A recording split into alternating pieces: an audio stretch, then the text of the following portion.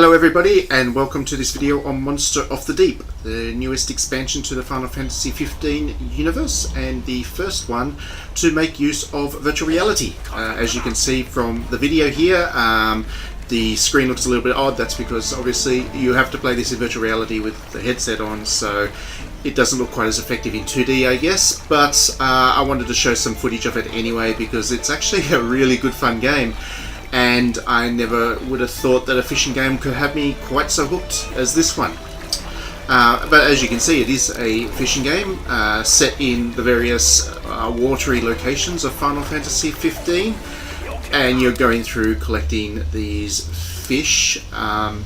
What's odd about the game, I guess, is unlike most fishing games, it's not just about the fishing.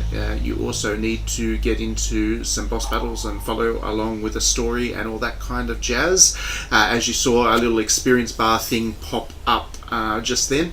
That's the meter, I guess, to tell how close you are to the boss battle. As you catch fish, that fills up. The rarer the fish, the better the fish, the quicker it fills up. Once it's full, the boss will pop up and you'll get a chance to fight him, beat him, and the story will progress.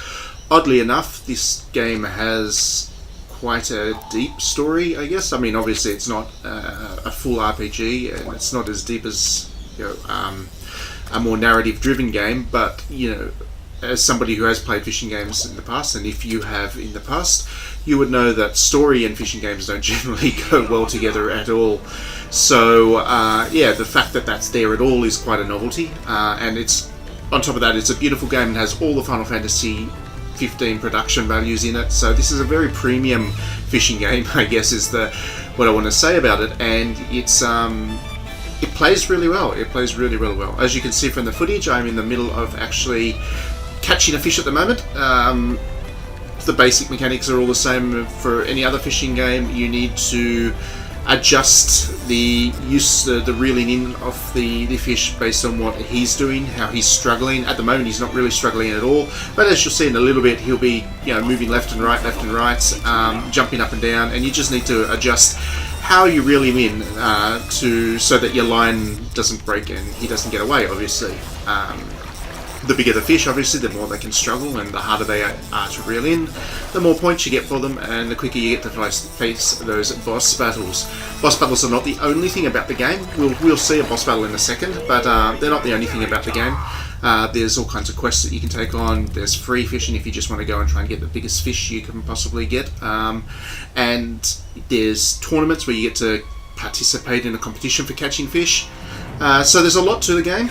I'm just showing you the story mode today, and I think that's obviously the bulk of it. There's enough there that even if you just play the story mode, you're going to get your value for money out of it. So this is an example of a boss battle. What you need to do first is shoot the boss and get its health down using this crossbow, and you do that by the boss will pop up and you'll need to hit him. When you hit him a couple of times, he'll lie in the water a bit, which gives you a chance to wound him a little bit more, and then he'll do the same thing again. So this boss battle is the second boss battle in the game, and it's a complex one in the sense that there's a lot of decoys. You've got to pick out the right fish. As you can see, there'll be a whole bunch of there's a lot of fish there. You need to figure out which one is the real fish and then shoot it to injure it. It's obviously not a too difficult boss battle, I guess, because it is early on in the game. And there you go. Once you have done that enough, once you've wounded him, once you've knocked out all his health, then you get a chance to catch him, just like a normal fishing minigame. Just like the normal fishing game, and you reel him in as any other fish. When you've done that, when you've actually caught him, the boss is considered defeated, and that's the end of the level. So here we go. There we go. I've caught him, and then he'll explode with this really funny B-grade kind of effect. And yeah, that's basically the meat of the story for this game. That's another boss you're seeing right there. That's the first one, and I don't want to ruin the other bosses in there because they're exciting, and enjoy the game. Thanks very much for watching.